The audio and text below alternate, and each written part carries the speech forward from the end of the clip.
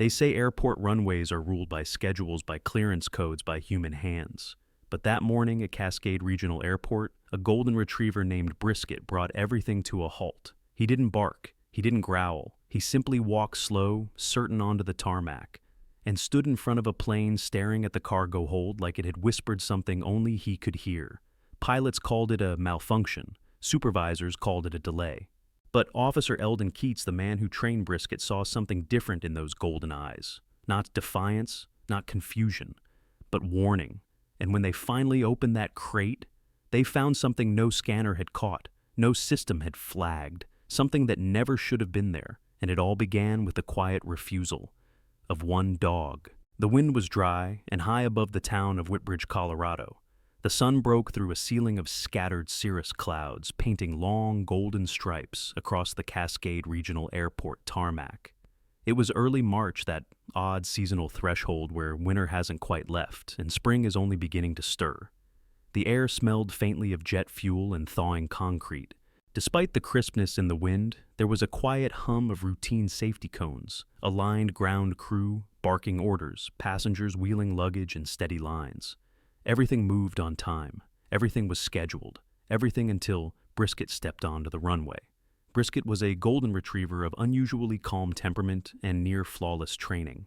5 years old, with a coat the color of ripe wheat and eyes the shade of molasses, he had become something of a symbol at Cascade Regional, an unofficial mascot of K9 Unit 4. But he was more than a pretty face. Trained in scent detection, Brisket had passed every federal certification with marks above standard. While most Goldens carried an aura of gentle charm, Brisket carried something else, two presence. His gait was deliberate, his glances never wasted.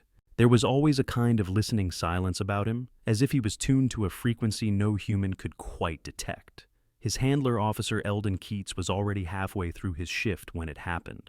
Eldon 38 stood a lean 6 feet with sun-creased skin, dark brown hair, buzz short, and a permanently tired look to his eyes that came from years of military police duty in Afghanistan. Since coming home, he'd found his rhythm in K9 work quieter, more precise, less haunted by explosions. His uniform was always neat, but worn soft, with use boots dusted from the tarmac, his voice deep and even. He'd been partnered with Brisket for 3 years, and the bond between them was seamless. Eldon often joked that Brisket could read his thoughts before he even said a word. It was just past 9 a.m. when Brisket stiffened during their final sweep near Gate C.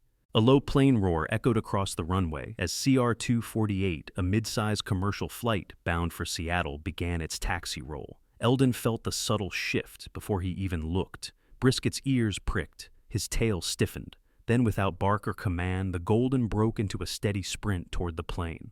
Brisket Eldon called out, his voice sharp, but not panicked. The leash slipped through his glove. Brisket didn't slow. His paws beat against the tarmac, like a metronome of purpose, straight toward the nose of the CR-248. The aircraft paused, confused perhaps, by the sudden presence of a dog in its path. Brisket came to a halt 10 feet from the plane's nose wheel. He sat head high, eyes fixed forward, not on the plane itself, but lower, as if his focus cut straight through the hull and into the belly of the aircraft. Eldon ran heart pounding against his Kevlar vest, calling his partner's name again. Brisket didn't flinch. In the cockpit of the CR-248, Captain Wade Fenner, a composed man in his early 50s with a salt-and-pepper mustache and airline-issued Navy blazer, glanced down at the scene unfolding below. He radioed air traffic control without hesitation. "Tower, this is CR-248. We've got a K9 unit in front of us on the taxiway, requesting immediate hold." Brisket didn't growl. He didn't whimper. He simply sat like a statue, staring forward, tail flicking once. Not far from the windows above, Gate C, Jessa Whitlow stood in line to board the flight. 24 sharp-eyed and sharper-willed, Jessa had a freckled face framed by windswept auburn hair tied into a careless bun. She wore a faded army green jacket over a Northern Echo press badge, her bag packed with 2 cameras and a notebook she hadn't updated in 3 days. She had come to Whitbridge chasing a story on agricultural protests, but had found the town quiet and unimpressive. Still, something about this morning felt off. The tension in the gate agent's voice, the twitch in the air. As the plane halted, passengers grumbled. Phones lit up. But Jessa didn't scroll. Her instincts sharpened instead. Her hand slid into her bag and pulled out her compact camera. She stepped back, angled toward the window, and began to film. She zoomed in on the dog. "What are you doing?" the woman behind her in line asked. "Catching something no one's watching," Jessa muttered. Out on the tarmac, Eldon finally reached Brisket's side. He knelt slowly, trying not to disturb the dog's concentration. "What is it, boy?" he whispered, not expecting an answer. But Brisket shifted slightly, just enough to nudge his nose in the direction of the plane's cargo hold. It was nothing. No noise, no movement, just a signal, a suggestion. Eldon stood and keyed into his shoulder radio. Unit 4, requesting immediate check on Flight CR-248 cargo. K9 alert. Back at ground control, supervisors exchanged confused looks. Everything had cleared. Manifest was standard. Nothing unusual reported, but protocol demanded they obey a K9 alert. The delay was logged. Ground crew was rerouted. The hold inspection was scheduled. Inside the terminal, Jessa lowered her camera gaze, narrowing. She'd seen working dogs before, but this wasn't a random sweep or false alert. The stillness of the animal, the tension in the handler, it all said one thing: this was not routine. She checked her phone. The video had already uploaded to her cloud backup. Good. Passengers began murmuring. She drifted back to a seat, eyes locked on the plane outside. A story was unfolding, and she wasn't going to miss it. As the sun shifted above Cascade Airport, the shadow of the aircraft fell directly over Brisket's golden coat. The wind picked up again, cold and quick, carrying the first edge of an incoming front. Eldon stayed by his partner's side. He didn't move either, and neither did Brisket. The engines of CR-248 rumbled low, pulsing softly against the cold tarmac of Cascade Regional Airport. The sky above had faded from its golden hue to a flatter gray, with thin strands of sleet beginning to drift across the runways. From inside the cockpit, Captain Wade Fenner watched the solitary golden retriever sitting squarely in front of the nose gear and reached for the comms. Captain Fenner, a veteran pilot in his early 50s with a broad-shouldered frame and the composed air of someone who had seen every sort of delay in the skies, tapped his headset. His gray hair, neatly parted, complemented a pair of calm blue eyes that rarely betrayed emotion. But now, his brow furrowed slightly. "Tower, this is CR-248. We've got a K9 unit blocking our path. Please advise. Requesting immediate hold." "Copy that. CR-248. Hold position," came the response from the tower. Wade nodded slightly to his co-pilot, but didn't say more. He looked again at the dog. No barking, no movement, just calm insistence. Out on the tarmac, Officer Eldon Keats stood firm, Brisket at his side. Eldon's gloved hand hovered near his radio, already anticipating the call he knew would come. The sleet picked up slightly, pattering against the brim of his cap. He stared down at the dog with both concern and certainty. When the call came, it was from his superior, a voice crackling in his earpiece. "Keats report. We've got a flight stalled on your side." "What's going on?" Eldon pressed the button on his shoulder mic, his voice level but resolute. K9 Brisket initiated an independent alert, moved without command, planted in front of CR-248, and hasn't broken posture. He's signaling something, my guess is the cargo bay. There was a pause on the other end, then a reply tinged with irritation. "We've got no red flags from loading. You sure this isn't overreaction?" Eldon didn't flinch. Sir Brisket doesn't act without cause. Not once in 3 years. If he's sitting, something's wrong. There was silence again, heavier this time. Inside the terminal, Jessa Whitlow stood near the wide-paneled windows of Gate C6, her camera now pressed to the glass. She had stopped filming the dog a few minutes ago and was scanning the perimeter of the aircraft, recording short clips and stitching together a mental timeline. Jessa, 24, sharp-jawed and light-boned, moved with the alert, twitchy energy of someone trained to catch things others missed. Her coat was buttoned, her boots still wet from the slush outside. She wasn't just watching the plane anymore.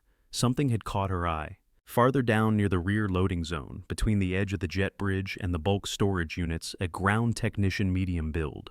Beige coveralls, reflective vest, was hastily pushing a small wheeled cart away from the aircraft. The cart carried a few gray containers stacked and tied down, but the technician's pace was odd, quick, evasive. Jessa's camera zoomed. She adjusted the focus just in time to catch him turning sharply into a shadowed corridor between two utility sheds. Then he was gone. No one else seemed to notice. Her fingers tightened around the camera. She hit record and quietly whispered a note into her mic. Unknown ground tech. Moving equipment away from aircraft after K9 alert. Not part of crew. She looked again toward the plane, then to the figure of the dog still sitting like a statue beneath the belly of CR-248. Something strange was happening, and for the first time all trip, she felt her pulse quicken, not from fear but from the scent of a story. The hallway leading from operations to the airfield had no windows and always smelled faintly of metal polish and burnt coffee. The overhead fluorescence flickered once as the door opened and Rowena Clay stepped through heels echoing on the linoleum. She moved quickly but not hurriedly, every stride measured and smooth, like a metronome ticking through silence. At 57, Rowena was a commanding presence, tall, slender, immaculately dressed in a navy suit jacket and trousers, her gray-blonde hair pinned back in a low, severe twist. Her face was angular and elegant, the kind that rarely softened unless she was alone. Years in private security, then Department of Transportation oversight, and finally this Director of Airport Security at Cascade Regional. People didn't see her coming. She liked it that way. 2 assistants trailed her, barely keeping up. "Ma'am, the K9 handler has already issued a hold. The aircraft's still on the taxiway. We've rerouted ground traffic. Media's starting to buzz, and Gate C passengers are getting restless." "I don't care about the passengers," Rowena replied calmly. "I care about the protocol that's been broken. A dog halted a commercial aircraft without clearance. I want to know why." Outside, sleet had begun to fall in thinner sheets, and the horizon over Whitbridge dimmed under a clouded mid-morning sky.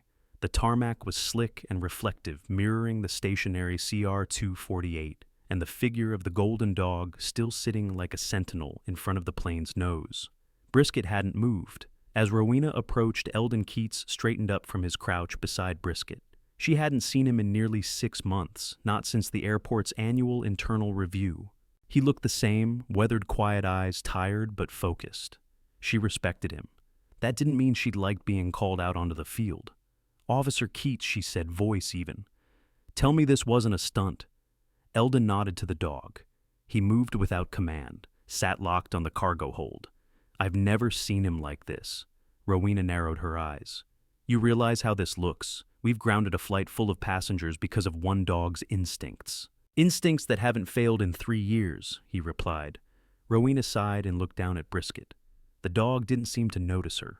His gaze remained locked on the undercarriage of the plane, unmoving. She turned to the younger of her assistants.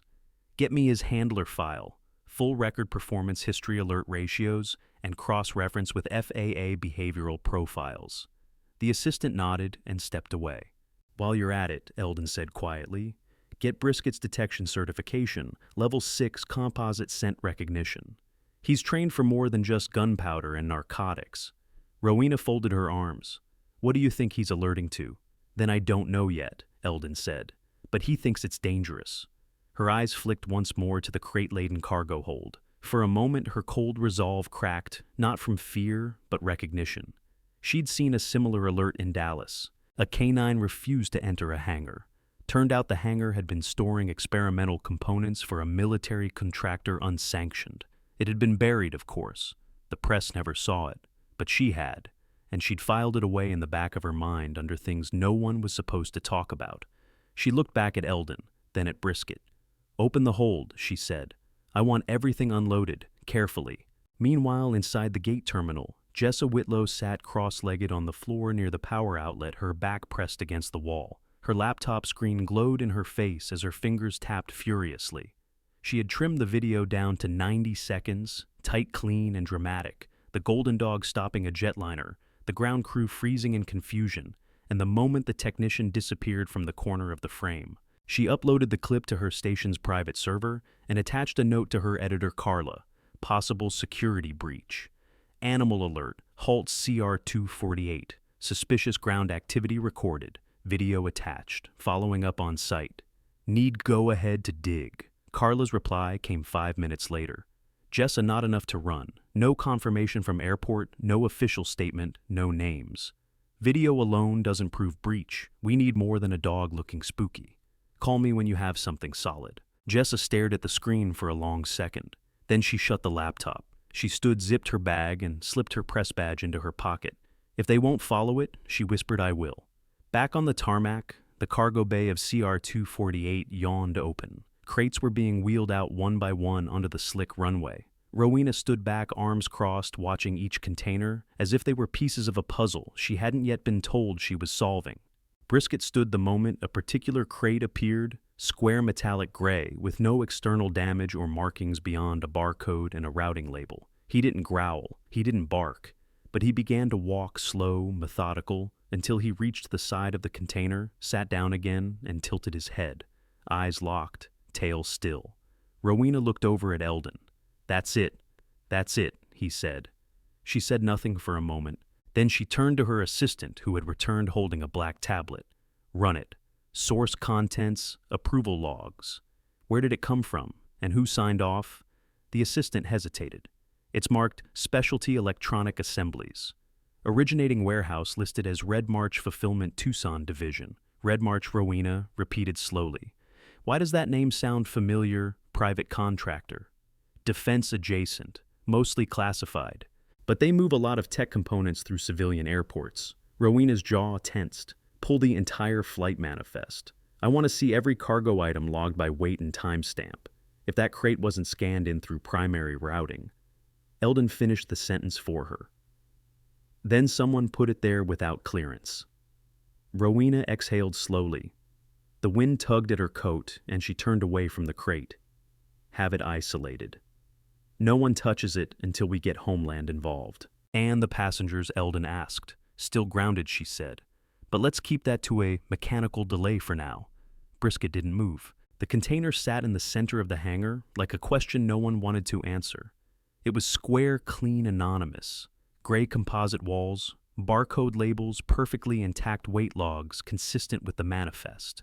On paper, it was just another sealed shipment marked electronic components non-hazardous. But to Brisket, it was something else entirely. The golden retriever moved slowly around the crate, his nose low tail level, with his back posture alert. He stopped at the lower corner, pressed his nose to the seam, and let out a short exhale. Then, with calm intention, he began to paw gently at the crate's base. Eldon Keats crouched nearby, watching. His expression was unreadable, but the way his fingers tightened around Brisket's leash told a different story. This wasn't a behavioral misfire.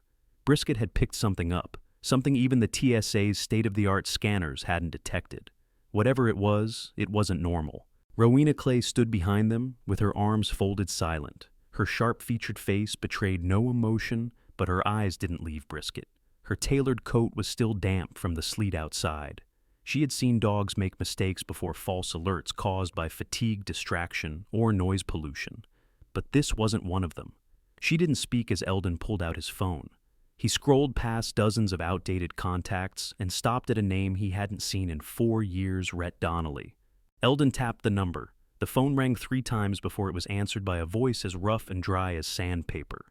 Keats, yeah, Eldon said. I've got something I need your eyes on. Still on a government leash. Not for this, Eldon replied. Can you come to Cascade Regional?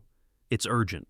There was a pause on the line. Then, give me 90 minutes. Rhett Donnelly arrived with little ceremony, stepping into the hangar in a threadbare gray coat, steel-toed boots, and a leather satchel slung across one shoulder. At 42, he had the gaunt, weathered look of someone who never truly slept.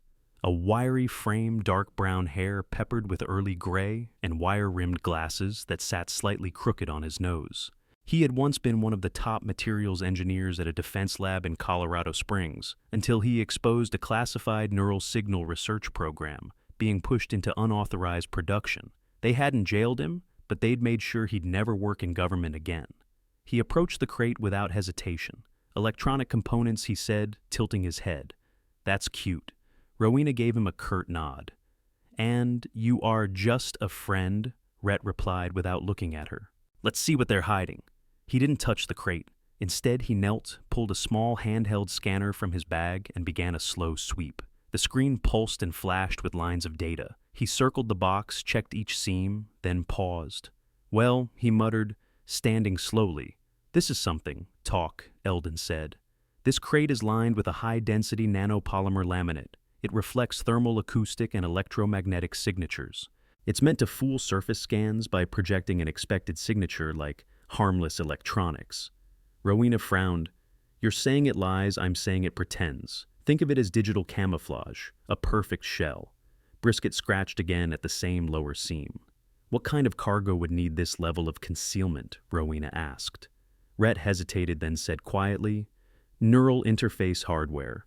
Maybe biofeedback devices. Some of it is used in research. But some was developed for manipulation, stimulus response modification, cognitive intervention tech. You're talking about brain tech, Eldon said. I'm talking about devices that were once classified under cognitive warfare development, Rhett replied. Stuff that never should have left restricted labs. Rowena turned back to the crate arms still folded, her expression unreadable. It cleared customs. With a forged signature, Rhett added, or one that wasn't flagged properly. Brisket now lay beside the crate chin on his paws, but his eyes never moved. And how would he know? Rowena said, gesturing to the dog. He doesn't know what it is, Eldon said. But dogs like Brisket can detect molecular compounds in concentrations lower than any sensor we have. If there's something organic in that casing synthetic proteins, experimental polymers, he'll smell it. And if he's reacting like this, it's because he's smelling something that doesn't belong. Rhett nodded. Exactly. Rowena turned to her assistant, a younger man in a gray parka with a clipboard. Have the crate moved to secure hold for extended verification. Keep a record of everyone who touches it. Don't open it yet. The assistant nodded and moved off. As workers lifted the crate onto a low trolley, Brisket followed, not letting it leave his line of sight. Rhett slipped his scanner back into his satchel. If that crate had gone through standard offloading in Seattle, no one would have noticed anything. It would have disappeared into a warehouse. Until someone activated it, Eldon said grimly. Rowena glanced at the manifest again. Red March Fulfillment. Tucson. I've heard the name, but it's always buried under third-party logistics. Rhett snorted. That's by design. She didn't reply. Outside, the sleet had turned into a soft drizzle. The hangars over headlights buzzed faintly. The container now secured in a far corner of the warehouse seemed harmless. But Brisket sat unwavering beside the metal barrier. Eldon crouched down, running a hand gently along Brisket's fur. You did good, boy, he murmured. Real good. Brisket didn't move. He kept watching. The old K-9 training facility behind Terminal C had long since been repurposed as storage dusty mats, frayed bite sleeves, a cracked whiteboard still bearing faded commands from another era. But this morning, it held something more urgent. Shafts of pale sunlight angled through the grime-streaked windows, catching the outlines of 4 people, seated around a metal table, scratched by years of use. Rowena Clay sat at the head of the table, posture straight coat, folded neatly on the back of her chair. Her steel-gray blouse matched the controlled precision in her voice. She scanned each person before her with the cold discernment of someone who'd spent her life navigating classified corridors and veiled threats. To her left was Eldon Keats, his uniform shirt rolled at the sleeves, his hands steady, but his jaw tight. His posture was looser than Rowena's, but the alertness in his eyes betrayed a mind still processing, still preparing for worse to come. Across from him sat Rhett Donnelly, who looked the most out of place, hair unkempt, flannel shirt, wrinkled fingers stained with old grease from the scanner cables he'd been rigging earlier that morning. Despite his appearance, his presence carried weight. A man who had once built tools for the state, now preparing to dismantle the very silence he once served. Jessa Whitlow sat beside Rhett, her camera bag at her feet, laptop open and humming beside a cup of black coffee. Her hair was pulled back in a rough ponytail, eyes sharp behind thin glasses she only wore when editing. At 24, she looked younger than the room's tone allowed, but she had already done more digging than most journalists twice her age. I'm not here to destroy careers, Rowena began, but I will not allow federal threats to pass through my airport disguised as freight. Then we've got 48 hours, maybe less, Eldon said. Brisket's transfer order is still in motion. I got word this morning. It's being expedited. Reassignment to Joint Task Force Washington, D.C. Sounds clean, smells rotten. I checked the request routing, Jessa added. It didn't originate from FAA. It was sent through a Homeland Shell entity, Airbridge Protocols, LLC. That company doesn't exist outside paper. Guess who sits on its advisory board? Silas Granger Rhett muttered. Jessa nodded. Rowena leaned forward. He's accelerating, covering tracks. And that crate you flagged? It wasn't the only one, Eldon said. Rhett opened his tablet and pulled up the scan records. This morning, Brisket passed through Gate F4 for routine patrol. He veered off course, refused a recall command, and sat beside cargo unit WN-330B, not listed for loading. 5 minutes later, it was registered on the departure manifest of Flight CA-609. Rowena's eyes narrowed. "Another crate, yes," Rhett replied. "Different labeling, same material signature. The thermal echo was cleaner. Someone's refining the design." "I had my phone running," Eldon said. "Captured the whole incident. Cargo crew stopped in their tracks. TSA flagged it. Airport command requested full manifest pull. And Brisket," Rowena asked, still next to the crate. "Hasn't budged." Rowena didn't smile, but her voice softened just slightly. "Good dog." At that moment, Jess's phone buzzed violently on the table. She glanced at the screen, eyes widening. "Oh my God. What is it?" Eldon asked. Jessa spun the laptop toward them. "This." She clicked a video thumbnail. It was grainy footage, Brisket seated in front of the first crate from 2 days ago. Tail still, eyes locked, while ground crew backed away, and Eldon approached with caution. "This wasn't mine," she said, breath quickening. "It's from a gate security feed. Someone uploaded it to a whistleblower account I monitor. And look." She clicked into the post, which had already amassed 18,000 shares and over 100,000 views in under 3 hours. "Who shared it?" first, Rowena asked. Jess's mouth twitched. "Fletcher Kerrigan, former senator. He's trending right now. Called Brisket a four-legged patriot." Rhett let out a low chuckle. "Well, that's one way to get attention." Rowena stood arms crossed and walked to the window. Through the dusty pane, she could see the morning flights queuing up, baggage crews, moving birds scattering from the rooftops as jets climbed into the sky. Beneath it all, a secret war was moving, in steel crates hidden in signatures, too quiet for machines, but not for dogs. "He's not going anywhere," she said suddenly. They all turned. "Brisket," she clarified. "That reassignment order won't pass through without my authorization. And as of now, I've frozen his transfer under Emergency Retention Clause 19B. I'll take the fallout later." Eldon nodded once. "Thank you." Rhett reached into his satchel and pulled out a plastic folder. "This is the original design blueprint, the one they modified. It includes my watermark timestamps, internal correspondence. If we're going public, we'll need proof of origin." Jessa accepted the folder, scanning the diagrams. "This is exactly what my editor was waiting for." Rowena turned back to the group. "Then let's be clear. We have 3 objectives. 1, prevent further shipments from leaving through Cascade. 2, trace their broader network through Red March.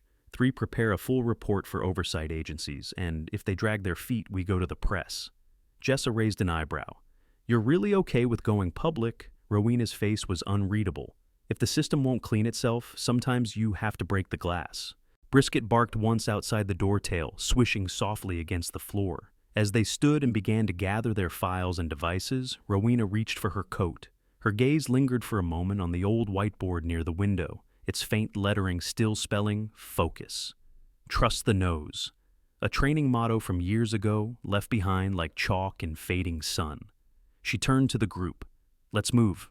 The morning sky over Cascade Regional had the grainy hue of cold metal wind dragging low clouds across the horizon, like veils hiding secrets. Inside the administrative wing, Rowena Clay stood before the glass wall of her office, arms crossed tightly over her chest. Her phone buzzed twice on the desk behind her. She didn't turn. The call had come 30 minutes ago. The voice on the other end was polite, male, calm, but its chill still clung to her skin like cold water. "We appreciate your attention to safety, Director Clay, but overreach has consequences. Red March Systems is currently in negotiation to supply your airport with a new tier of behavioral recognition scanners. $6 million worth of upgrades. I'm told that funding requires mutual trust. If your canine unit continues to interfere with authorized shipments, we may have to reconsider the partnership." She didn't respond to threats, but the word authorized hung in her mind like a slow leak in the ceiling. Someone was laundering legality, and they were powerful enough to call her bluff. Behind her, the door creaked open. Eldon stepped inside his frame, casting a sharp shadow on the carpet. "Just got off the line with cargo dispatch." Brisket flagged something in the rail yard. Rowena turned. "Rail, that's outside airfield jurisdiction, I know." He was doing routine perimeter when he picked up a scent at the west gate. Led me down to the fence near the old terminal spur. There's a freight car parked for transfer. No manifest, no personnel nearby. Did you log it? I tried. System doesn't recognize the car ID. But Brisket's behavior was immediate ears. Pin stance low, he started pacing around the back axle. Rowena's eyes narrowed, and the handler I called him off after the second circle, but not before he left a scratch mark on the underframe. He's never done that before. Rowena crossed the room and lowered her voice. They're using the rail lines now. Eldon nodded. We're out of the scanner loop there. TSA doesn't monitor freight train interlinks. And Red March knows it, she said. A few blocks from the airport, Rhett Donnelly walked briskly down the cracked sidewalk of Bay Ridge Avenue, collar up against the wind messenger bag slung across his shoulder. He glanced over his shoulder once, then again. The man behind him was good. Not federal good contractor good. Dressed like a pedestrian, always 20 feet back. Never looked directly at him, never stopped when Rhett did. Rhett turned into a corner deli and ducked into the cramped bathroom. He opened his bag and removed a slim black device, an RF detector. He swept it along his jacket, then inside the seams of his shoulder strap. A soft buzz spiked when he passed the left strap loop. Damn it, he muttered. Inside the nylon was a micro-sized beacon no bigger than a thumbnail. Passive ping. Long range. He pulled it out, dropped it into the sink, and crushed it beneath a paper towel dispenser with a short metallic crunch. Outside, the man had already moved on. But Rhett knew enough about surveillance to know, once they tag you, they don't stop. They escalate. At her motel room, Jessa sat cross-legged on the bed, eyes locked on the laptop screen. Her inbox pinged with a new message from an unknown address. No subject line, just a .zip file. She hesitated, then scanned the file in a sandboxed environment. No viruses. Encrypted. She opened it. Inside were 23 PDFs, all internal Red March documents. Most were innocuous shipping logs, budget proposals, inter-office memos.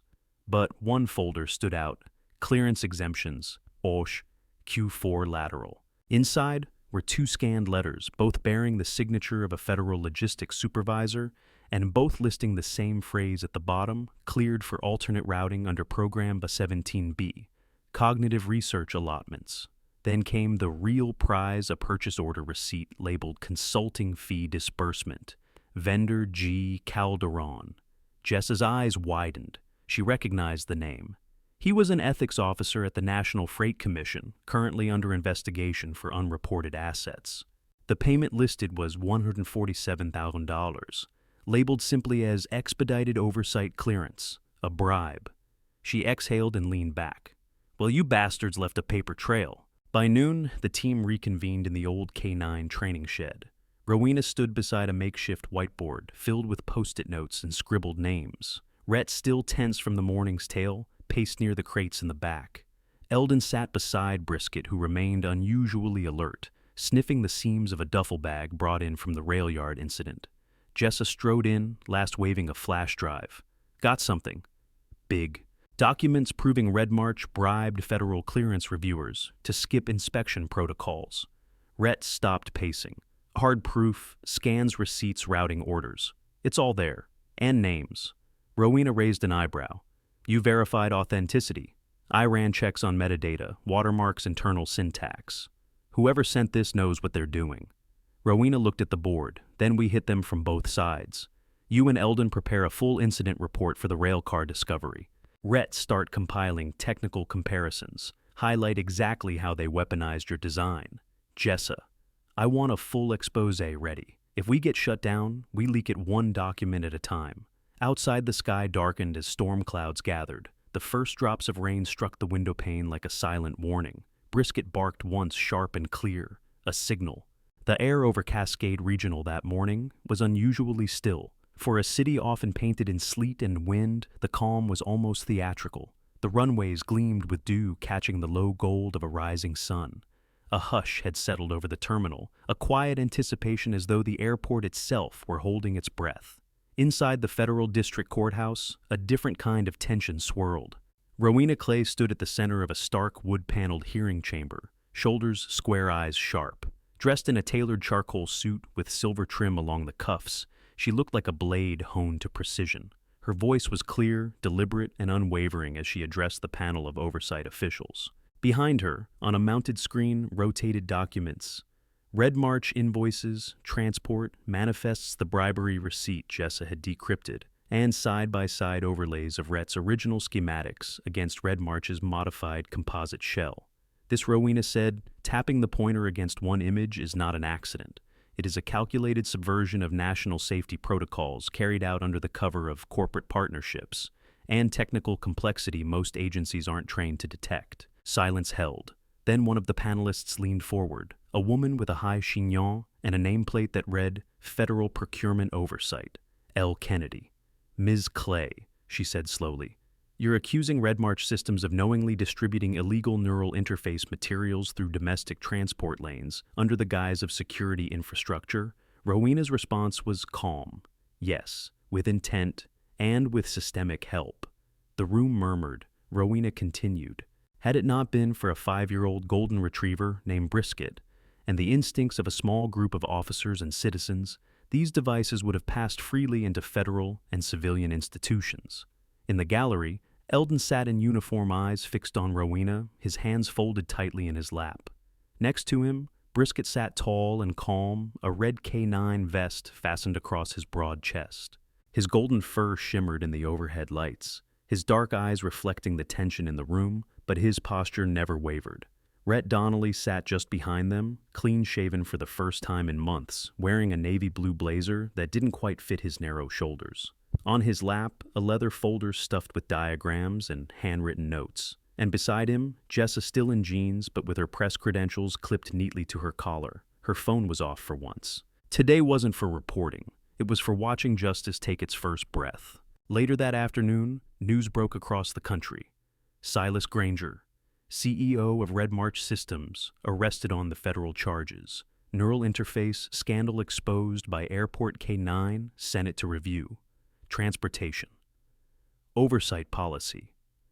At Cascade, multiple crates were pulled from transit bays impounded under federal order. The material was now under full forensic analysis by independent defense labs. Among the findings were microcomponents for a next-generation surveillance system capable of operating without power signatures, nearly invisible to modern scanners. 3 days later, on runway 9B, a modest ceremony was held beneath a bright sun. The small gathering included airport staff, local media, federal investigators, and a few invited guests. A temporary podium stood at the edge of the tarmac, flanked by 2 flags and a banner that read, Service, Courage, Instinct. Eldon stood beside Brisket now, wearing a new vest embroidered with the Cascade insignia in gold thread. His tail wagged lazily, but his head was high. Eldon's voice cracked just slightly as he spoke. I've had the honor of working with many K9s. But Brisket, he didn't just follow training. He followed something deeper, something we call trust. The crowd applauded. A small box was handed to him by a federal deputy who smiled softly before stepping aside. Inside, nestled in blue velvet, was a golden medallion inscribed with For Service Beyond Command. Brisket tilted his head curiously as Eldon fastened it to the new vest. Cameras flashed. Rowena took the microphone next. Today, she said, we're not just honoring a dog, we're honoring what happens when human systems fail and instinct doesn't. Then she turned to Eldon. And effective immediately, Officer Eldon Keats is promoted to Director of K9 Training and Response for Cascade Regional. Cheers broke through the gathered crowd. Brisket barked once. Across the country, Jessa's story went live 2 days later. The golden signal ran on the front page of the Northern Echo, then was syndicated by 3 national outlets. It opened with a still image of Brisket sitting before the first crate, and the headline, The Dog That Sniffed Through Silence. It detailed the timeline, the cover-up, the rail yard, the video leak, the anonymous tip, and the collapse of Red March's shell network. The piece was both meticulous and human, a blend of tension, compassion, and outrage. Within 2 weeks, it was shortlisted for the National Investigative Journalism Award, and a month later, it won. Rhett Donnelly didn't return to Colorado Springs. Instead, he accepted an invitation to guest lecture at the Federal Institute for Military Engineering in upstate New York. His course, Ethics in Tactical Design.